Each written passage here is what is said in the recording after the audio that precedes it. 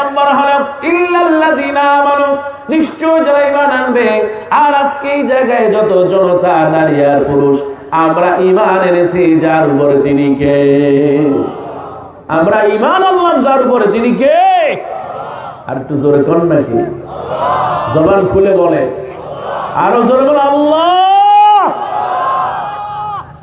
আল্লাহ পাক বলেছেন নিশ্চয়ই যারা বলবি আমার রব হলো আল্লাহ, ইন্নাল্লাযীনা ক্বালু রাব্বুনা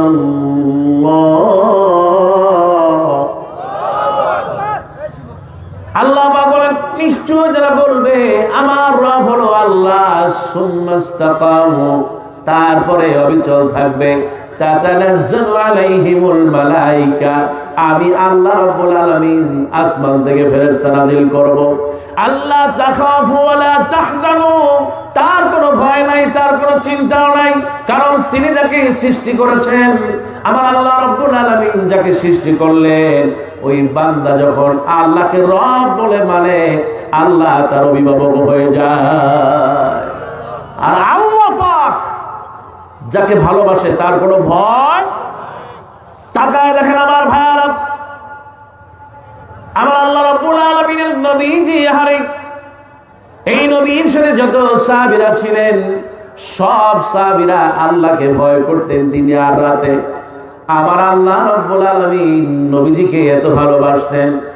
এই সেই নবী রাহমাতুল লিল আলামিন, এই নবীজি যখন দুনিয়া থেকে বিদায় নিয়ে যায়, আল্লাহর নবী বিশ্ব নবী যখন বিদায় নিয়ে যাবেন, সব সাহাবীরা তখন সামনে বসা। আল্লাহ নবীর সাহাবী হযরতে আবু বকর, হযরতে ওমর, হযরতে ওসমান, হযরতে আলী রিদওয়ানুল্লাহি তাআলা আলাইহিম আজমাইন, চারজন সাহাবী বসা। সব সাহাবীরা চারিদিকে, আল্লাহ নবী তাকাচ্ছেন কোথায় আমার সাহাবীরা, সব সাহাবীদের দিকে তাকান, কিন্তু আল্লাহ নবী হযরতে আনাসকে দেখতে পান নাই। কোথায় গেল আমার সেই খাদেম? 10টা বছর যে খাদেম, 10টা বছর আমার সাথে ছিল, আমার আনাস কোথায়? সাহাবীরা খুঁজতে লাগলেন কোথায় গেল সেই আনাস। আমার আল্লাহ রাব্বুল আলামিনের হাবিব আনাসকে খুব ভালোবাসতেন। 10টা বছর তার সাথে ছিল আনাস। সাহাবীরা এদিক ওদিক তাকাচ্ছেন, কোথাও আনাস নাই। খুঁজতে খুঁজতে দেখা গেল উহুদের ময়দানে পাহাড়ের উপরে বসে আছে আনাস, কাঁদতেছে। এবার আনাসকে বলা হলো, আনাস রে, আমার আল্লাহ নবী তোমাকে ডাকতেছে, সুবহানাল্লাহ। আল্লাহ নবীর সামনে হযরত আনাস হাজির হয়ে গেছে। লাব্বাইক ওয়া সাদাইক ইয়া রাসূলুল্লাহ। ও আল্লাহ নবী, আমি তো আপনার সামনে হাজির হয়ে গেলাম। এবার আল্লাহ নবী জিজ্ঞেস করতেছে, আনাস তুমি কি আমার কোনো কাজে কষ্ট পেয়েছো? আমি কি 10টা বছরে তোমাকে কোনো কষ্ট দিয়েছি রে আনাস? সবাই আমার কাছে আছে, দুনিয়া থেকে আমি চলে যাব, কিন্তু আনাস রে, আমি চাই না আমার উপরে কেউ কষ্ট থাক। তুমি কি কোনো কষ্ট পেয়েছ? কারণ আমি একমাত্র আল্লাহর প্রতি ঈমান আনছি, আল্লাহকে ভয় করি। আনাস রে, যদি কোনো কষ্ট পেয়ে থাকো আমার বিদায় বেলা, আনাস রে, আমাকে তুমি আল্লাহর হস্তে ক্ষমা করে দাও। সাহাবীরা কাঁদতেছে, হযরত আনাস কাঁদেন। বিশ্বনবী রাহমাতুল লিল আলামিন কি কথা বললেন? এবার হযরত আনাস বলতেছেন, ইয়া রাসূলুল্লাহ, ইয়া হাবিবাল্লাহ, ও আল্লাহর নবী, আমি 10টা বছর আপনার খেদমত করেছি, আমি 10টা বছরের একটা দিনও আপনার থেকে কোনো কষ্ট পাই নাই। কাঁদতে করছো কেন রে আনাস? ও আল্লাহর নবী, আমি কাঁদতেছি এই কারণে, আমি আপনার থেকে দূরে সরে গেছি উহুদের ময়দানে। তার কারণ আমার আল্লাহ রাব্বুল আলামিন উহুদের ময়দানে বান্দার দোয়া কবুল করেছে। আপনি দোয়া করেছেন উহুদের ময়দানে, কবুল করেছেন কে? হযরত আনাস রাদিয়াল্লাহু তাআলা।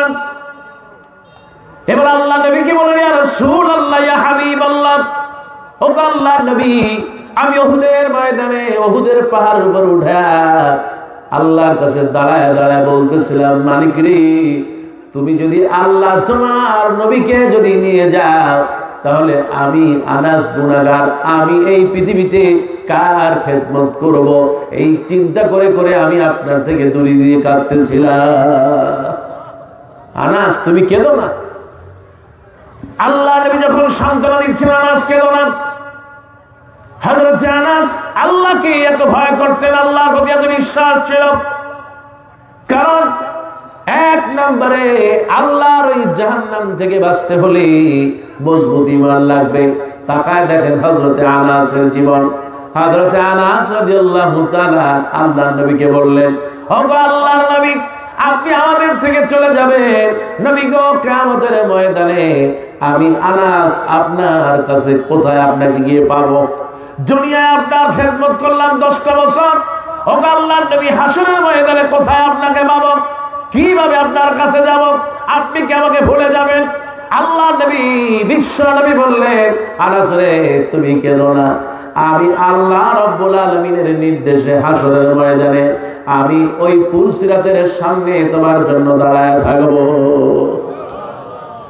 ওরে আনাস, আমি তোমাকে ওই পুলসিরাত পারের ব্যবস্থা করে দেব। ফাইল্লাম তাজিদু ইলা সিরাত, যদি তুমি আমাকে সিরাতের এইখানে না পাও, তাহলে হযরত আনাস বলেন, তাহলে আপনাকে কোথায় পাবো ইয়া রাসূলুল্লাহ? আল্লাহ নবী বললেন, ওরে আনাস, তুমি যদি আমাকে না পাও, যদি আমাকে সিরাতুল মুস্তাকিম, তুমি যে সত্য পথে চলেছো, হকের পথে থেকেছো দুনিয়ায়, আখিরাতে যদি আমাকে তুমি ওই সেই পুলসিরাতে না পাও, তাহলে তুমি আমাকে ওই হাউজে কাউসারের পাশে পাবে। যেরকম সুবহানাল্লাহ। হাউজে কাউসার দিবেন কে? মুসলমান জোরে বলেন না কে? হাউজে কাউসারের পানি একবার খাইলে আর তৃষ্ণা লাগবে? যেভাবে বলতেছেন মনে এখনই তৃষ্ণা লাগছে।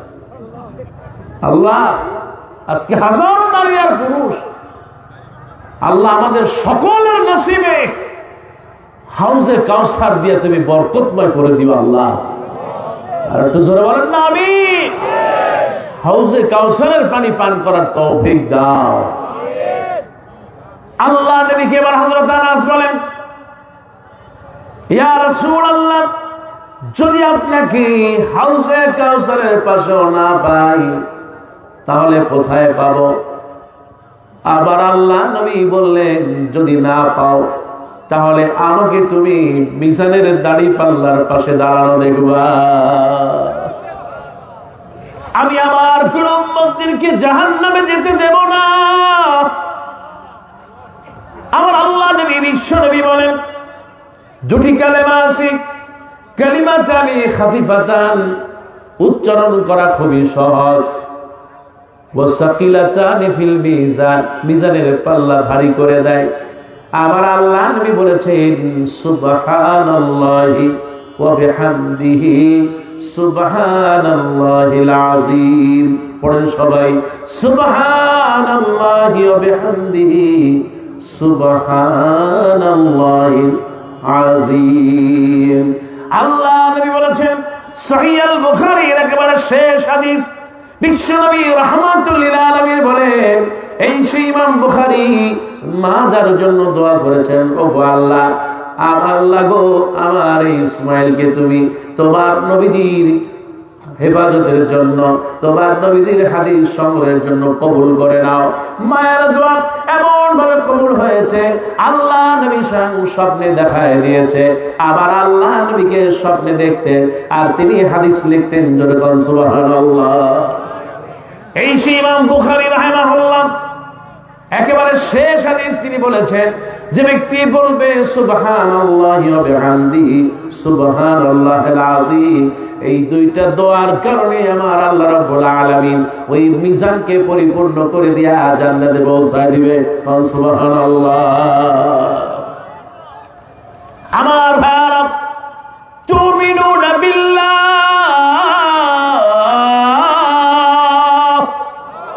ঈমান আনতে হবে আল্লাহর উপরে।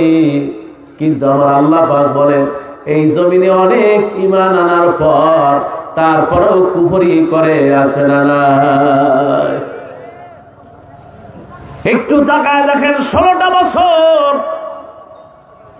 আরে এত জুলুম করেছে আর নির্যাতন করেছে, অথচ আবার ওই হাত দিয়া কাবার গিলাফ ধরেছে, মাথায় পট্টি পড়েছে। কথাগান ঠিক কিনা?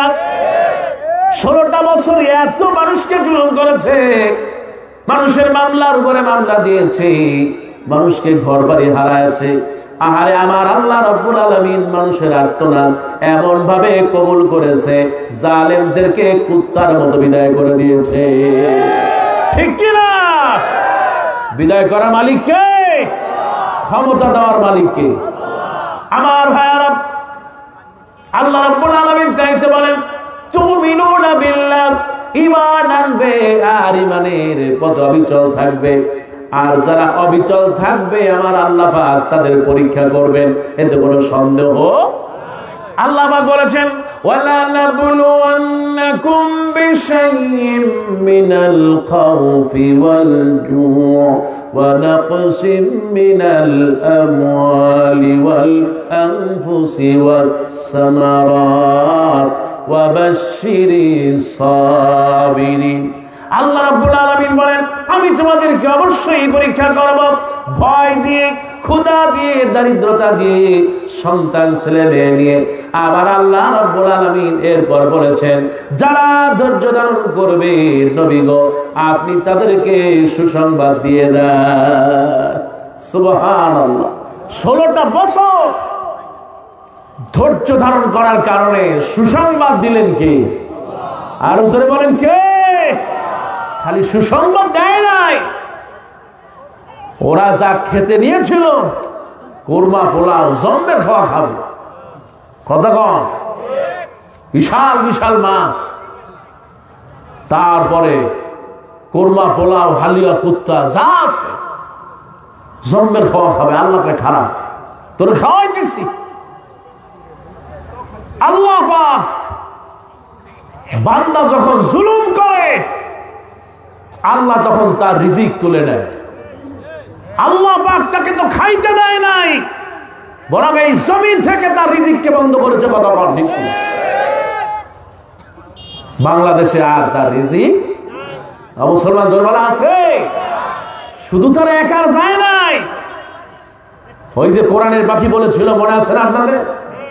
সময় আসবে এমন পালাবার মতো ইন্দুরের গর্ত পাবে না। কথা ঠিক কিনা? এখন কি ইন্দুরের গর্ত পায়? কে কোথার থেকে পালাবে? পালাও, এত বছর যা খেয়েছো এখন পালাও। পালাইতে পালাইতে যে দেখেন না চেহারা কি হয়েছে। আর সাবেক স্বরাষ্ট্র মন্ত্রী, ওর চেহারা দেখলে মনে হয় কুত্তায় পায়খানা বসে। কথা ঠিক কিনা? আর ইমানদারদের চেহারার দিকে তাকান, কত বছর যাবে। এমন সময় যেত দিনের পর দিন অপেক্ষা করতাম কখন 4টি খাবার আসবে। দিন যেত রাত যেত খাবার আসে না। আহারে কষ্টের পরে কষ্ট। জিজ্ঞেস করলাম ভাই কি ভয়? তাহলে দিন কাটাতেন, ক্ষুধা নিবারণ করতেন কিভাবে? আমার ভাই আরমান বললেন ভাই আমার যখন বেশি ক্ষুধা লাগতো আমি জবানে জিকির করতাম সুবহানাল্লাহ ওয়ালহামদুলিল্লাহ লা ইলাহা ইল্লাল্লাহু আল্লাহু আকবার ওয়ালিল্লাহিল হামদ। আমি জিকির করতাম আর চোখ থেকে পানি ঝরতো। চোখের পানিগুলো আমার ঠোঁটে পড়ার আগে না জানি আমার আল্লাহ রাব্বুল আলামিন আমার পেটটাকে ভরায় দিত। শেষ জামানে এমন একটা সময় আসবে মানুষের ঘরে কোনো খাবার থাকবে না। দাজ্জাল আসবে, দাজ্জালের কপালে লেখা থাকবে কাফের। সব মানুষ দেখতে পারবে না, যারা মজবুত ঈমান থাকবে, যারা আল্লাহওয়ালা থাকবে তারা বুঝতে পারবে এইটা হলো দাজ্জাল। এবার যখন দাজ্জালকে সে দেখবে তখন সে কোনো ভয় করবে না, কিন্তু দাজ্জাল বলবে তুই বল আমি তোর রব, কিন্তু দাজ্জালকে সে মানবে না। এবার দাজ্জাল জাদুর মতো বলবে ওই ঘরের রিজিক সব আমার কাছে চলে আয়। হাড়ি বাতিল যা আছে ধান চাল যা আছে সব দাজ্জালের পিছে পিছে ছুটতে থাকবে। এবার আল্লাহর নবীকে প্রশ্ন করা হলো, ইয়া রাসূলুল্লাহ, দাজ্জালের পিছনে যদি সব রিজিক ধান চাল পিছে পিছে ছোটে তাহলে দিনদার খাবে কি? আল্লাহর নবী বিশ্বনবী বলেন, শেষ জামানায় এমন একটা সময় আসবে মানুষ তাসবিহ পড়বে, জিকির করবে, আবার আল্লাহ রাব্বুল আলামিন তার পেটটা ভরায় দিবেন। সুবহানাল্লাহ। আমার ভাইরা, মজবুত ইমানদার আল্লাহ পাক বলেন আমি পরীক্ষা করব। একটু তাকায় দেখেন আমার ভাইরা, নবীদের উপরে এত জুলুম আর নির্যাতন, আমার আল্লাহর নবীদেরকে পরীক্ষা করা হয়েছে, আমার আল্লাহ নবীর সাহাবীদেরকে পরীক্ষা করা হয়েছে। তাকায় দেখেন আহারে কত মায়েদেরকে জুলুম করা হয়েছে। আহারে আমি যখন ফেরাউনের কাছে গেলাম সবচেয়ে মনে পড়ে গেল মা আসিয়ার কথা। একটু তাকায় দেখেন মা আসিয়ার ইমানটা কত দামি। সুবহান। নবীজি বললেন জান্নাতের শ্রেষ্ঠ রমণী হলো চারজন। এক নম্বরে যিনি জান্নাতে যাবেন তিনি আর কেউ নন, আল্লাহর নবী বিশ্ব নবী বলেছেন ফেরাউনের স্ত্রী হযরত আসিয়া এক নম্বরে জান্নাতে চলে যাবে। এক নম্বরে কে? আসিয়া। দুই নম্বরে খাদিজা, তিন নম্বরে মারিয়াম, চার নম্বরে আল্লাহ নবী বলেছেন যিনি জান্নাতে যাবেন তিনি আর কেউ নন, আল্লাহর নবীর মেয়ে হযরত ফাতেমা। কয়জন হলো? মা একটু খেয়াল করো, মা আসিয়ার ইমানের দিকে তাকাও। মা আসিয়া যখনই পড়ে নিয়েছে লা ইলাহা ইল্লাল্লাহু মুসা কালিমুল্লাহ,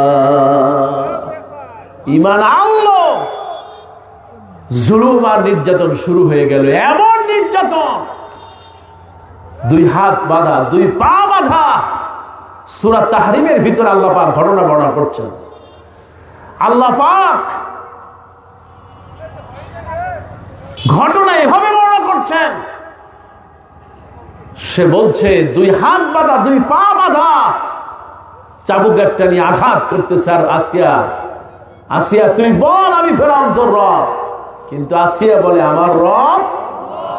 সকলেই বলেন আমাদের রব কে? আসিয়াকে এমন ভাবে আঘাত করে।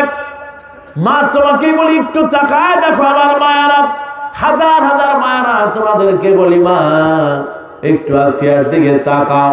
হাত বাঁধা, দুই পা বাঁধা, শরীরে পিটাতে পিটাতে রক্তগুলো বেয়ে পড়তেছি।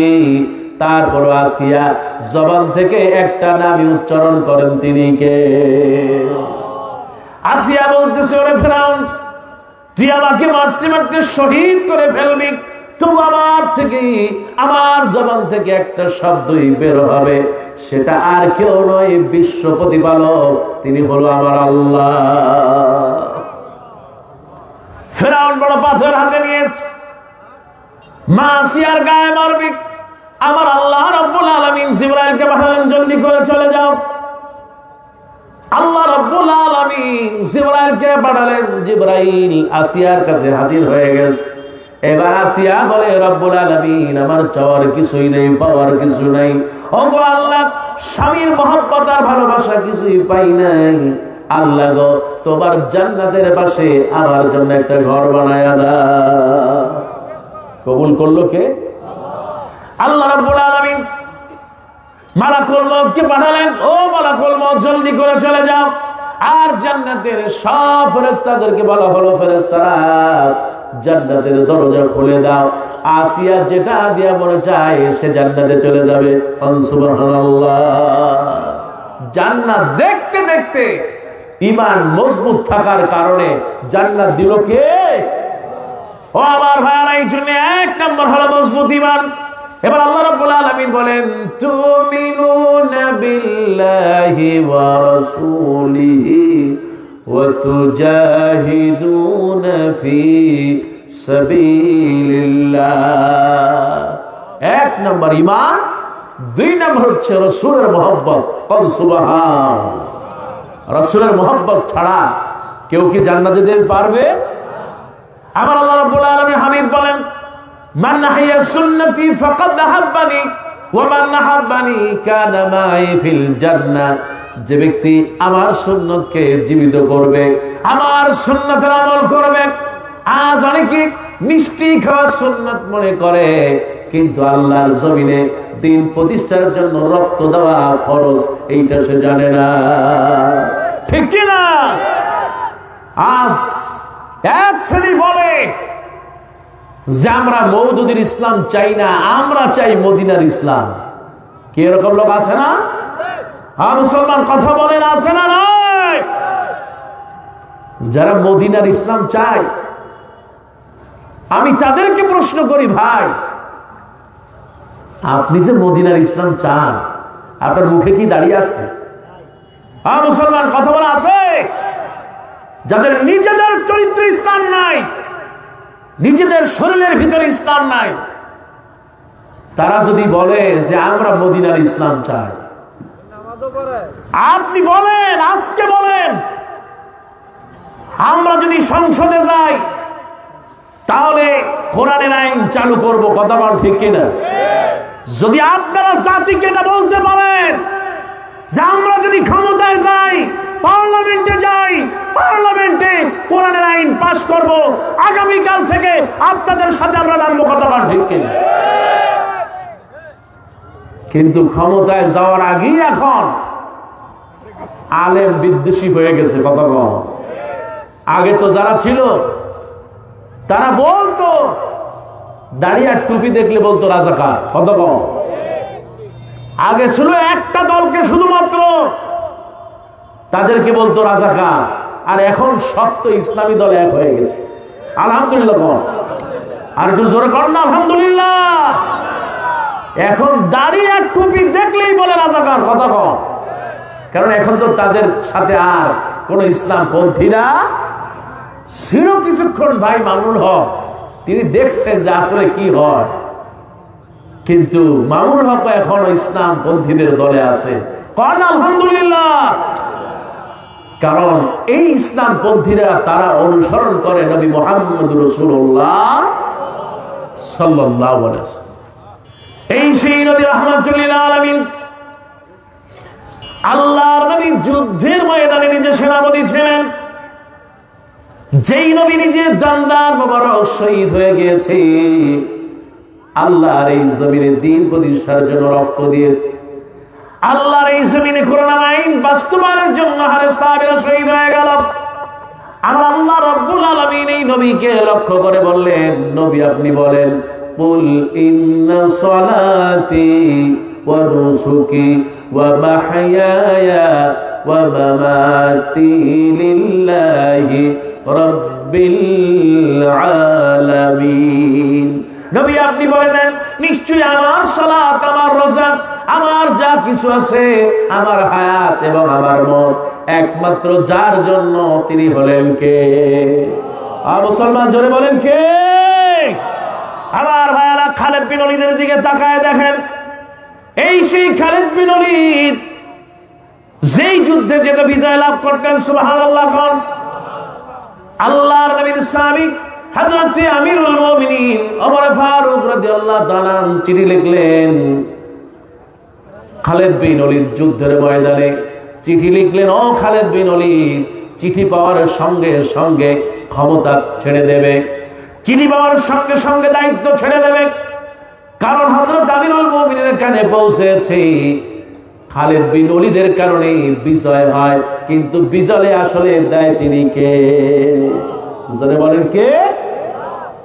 নেতা কখনো বিজয় লাভ করতে পারে? বিজয় দেন শুধুমাত্র, কেবলমাত্র আপনার এবং আমার রব। খালিদ বিন ওলীদকে যখন চিঠি দেওয়া হলো, তিনি চিঠিটা পড়লেন, সঙ্গে সঙ্গে তিনি তার হেলমেট, মাথার হেলমেট খুলে ফেললেন, জামা তিনি খুলে ফেললেন, আরেকজনকে সেনাপতি বানায় দিলেন। ওই সেনাপতির আনুগত্য করলেন, কারণ ইসলামী আনুগত্য, নেতার আনুগত্য শিখিয়েছেন তিনি কে? আমার ভাইয়ারা, নেতা নিজের জন্য বলে না, বরং নেতা আল্লাহর জন্য আনুগত্য করতে বলে। যখন সুবহানাল্লাহ, ৫ ওয়াক্ত নামাজ শুধুমাত্র একটা দলেই আছে। কথা বল ঠিক কিনা? কেউ যদি নামাজ কামাই দেয় সেই দলের সংগঠনের সদস্য হতে পারে? আপনি কোথায় পাবেন এই সংগঠন? মুসলমান কথা কও ঠিক কিনা? নামাজের হিসাব দিতে হবে।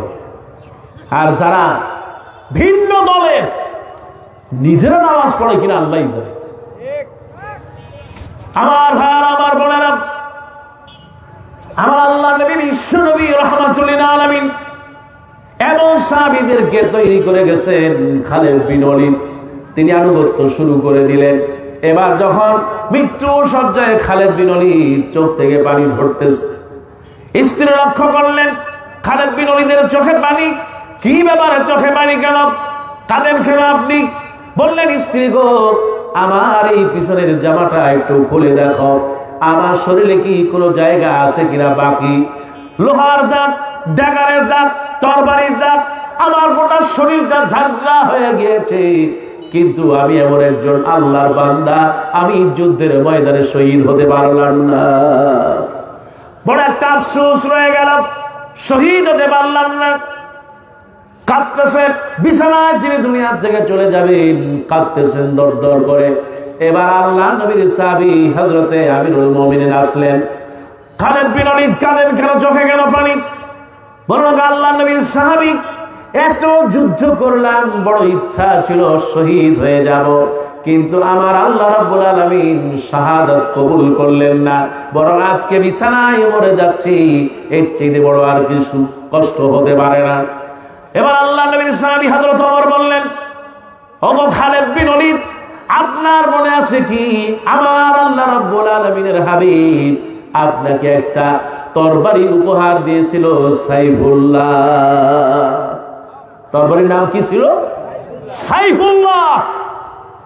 আল্লাহর তরবারি। আল্লাহর তরবারিতে কেউ পরাজয় করতে পারে? মুসলমান জোরে বলেন, পারে? ওগো খালিদ বিন ওয়ালিদ, আপনি এই যে নিয়ত করেছেন শহীদ হওয়ার, আমার আল্লাহ রাব্বুল আলামিন, আপনি যদি এমনিও মরে যান, আমার আল্লাহ রাব্বুল আলামিন আপনাকে শাহাদাতের মর্যাদা দিয়ে দিবে। সব সাহাবীদের তামান্না ছিল শাহাদাতের মর্যাদা। ও আমার মায়েরা, সন্তান যদি দিনদার হয়, পরেশগার হয়, এই সন্তান যখন হাত তুলবে, যখন বলবে রব্বিরহামহুমা কামা রব্বায়ানি সগীরা, খালিদ বিন ওয়ালিদের মতো সন্তান হলে, হযরত হাসান হুসাইনের মতো সন্তান যদি মা পেতে চাও, তিনটি আমল করবে। আমার আল্লাহ রাব্বুল আলামিন বলেছেন, 1 নম্বর মজবুত ঈমান, 2 নম্বর রাসূলের মুহাব্বত, রাসূলের সুন্নাত, 3 নম্বর হলো নিজে পরিবার পরিজন সবাইকে নিয়ে আল্লাহর রাস্তায় মাল এবং জানকে কোরবানি করে দেওয়া। জোরে বলুন সুবহানাল্লাহ। ফেরাউন এত ক্ষমতাধর, তারপরে লোহিত সাগরে চুবায়া মারলেন কে? ফেরাউন ডুবালো কোথায়? আল্লাহ। হুজুর, উত্তরটা আপনি বলে দিলেন। আল্লাহ পাক।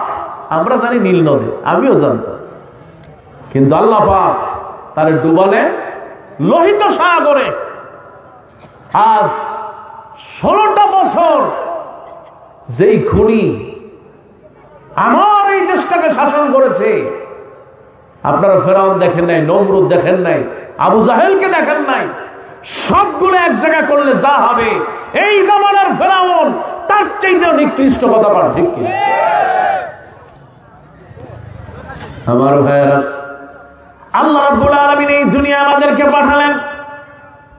আল্লাহ রাব্বুল আলামিন বলেন, যদি তোমরা 3টি আমল করতে পারো, 1 নম্বর হলো আল্লাহর প্রতি ঈমান, রাসূলের মুহাব্বত, 3 নম্বর হলো আল্লাহর প্রতি জান দিয়া মাল দিয়া সংগ্রাম করবা। যালিকুম খায়রুল লাকুম ইন কুনতুম তা'লামুন। যদি এটা করতে পারো, তাহলে তুমি জন্য, তোমার সকলের জন্য কল্যাণ হয়ে যাবে। কাজে আল্লাহর জন্য, কল্যাণের জন্য, সকলকে ইসলামের জন্য কাজ করতে হবে। খুশি হবে কে? ও আমার মায়েরা, এবার খেয়াল করো, মা,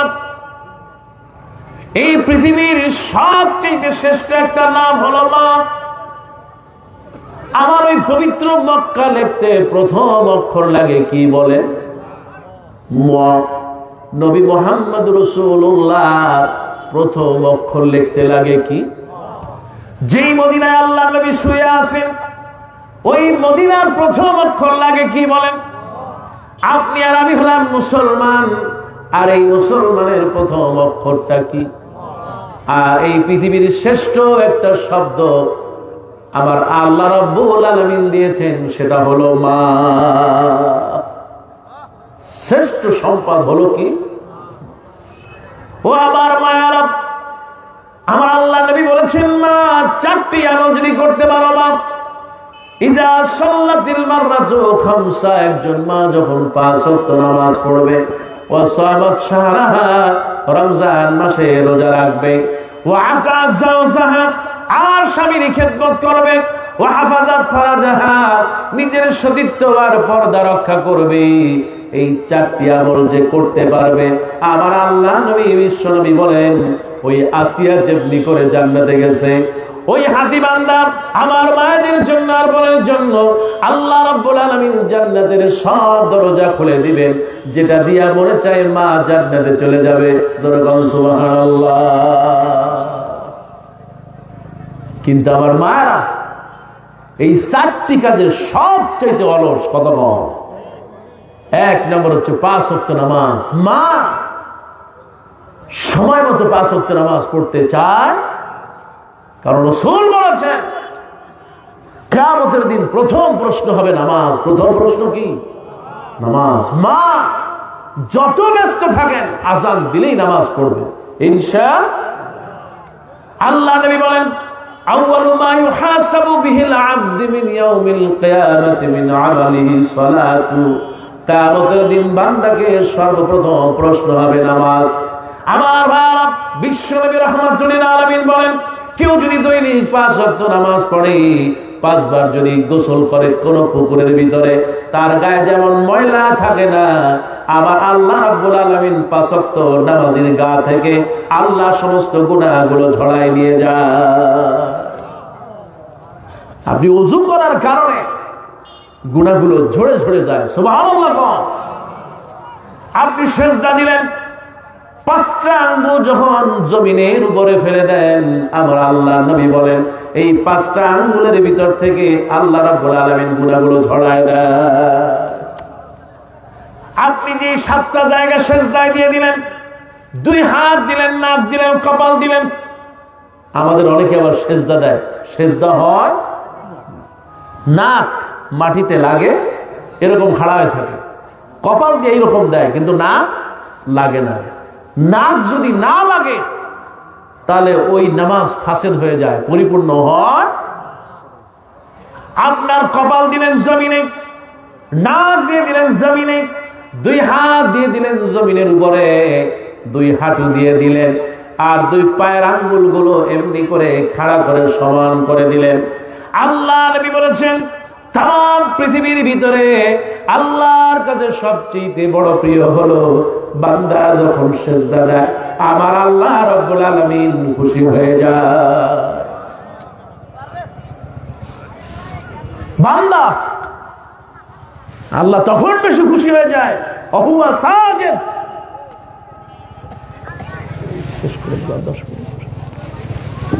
যখন সে সিজদা দেয় আল্লাহ পাক তার প্রতি খুশি হয়ে যায়। কোন সুবহানাল্লাহ। রাতের বেলা মা আপনি ওযু করে ঘুমান, রাসূল বলেছেন যখন কেউ ওযু করে ঘুমায় 2 জন ফেরেশতা 2 পাশে দাঁড়ায় যায়, সারা রাত দোয়া করতে থাকে আল্লাহ এই ওযুকারী নারী আর পুরুষদের মাফ করে দাও। ফজরে আযান হয়, আল্লাহ রাসূল বলেছেন আযান হওয়ার সাথে সাথে আল্লাহ পাক তাদেরকে মাফ করে দেয়। কিন্তু রাতে আমরা তো ওযু করি না। রাসূল বলেছেন 3টি আমল করবা, তুতিমুত তাআম, মানুষকে খাওয়াবে, ওয়াসাল্লি ওয়ান নাসু নিয়াম, সবাই যখন ঘুমায় যায় তখন তুমি একটু নামাজের জন্য দাঁড়াও। ওয়া আফসুস সালাম, দেখা হলে নারী হোক আর পুরুষ হোক, আত্মীয় যারা হয়, যখন দেখা হয়ে যায় সালাম দিয়ে দাও। আমার আল্লাহ নবী বললেন তাদখুলুল জান্নাতা বিসালাম, আল্লাহ রাব্বুল আলামিন তোমাকে নিরাপদে জান্নাতে পৌঁছায় দিবে।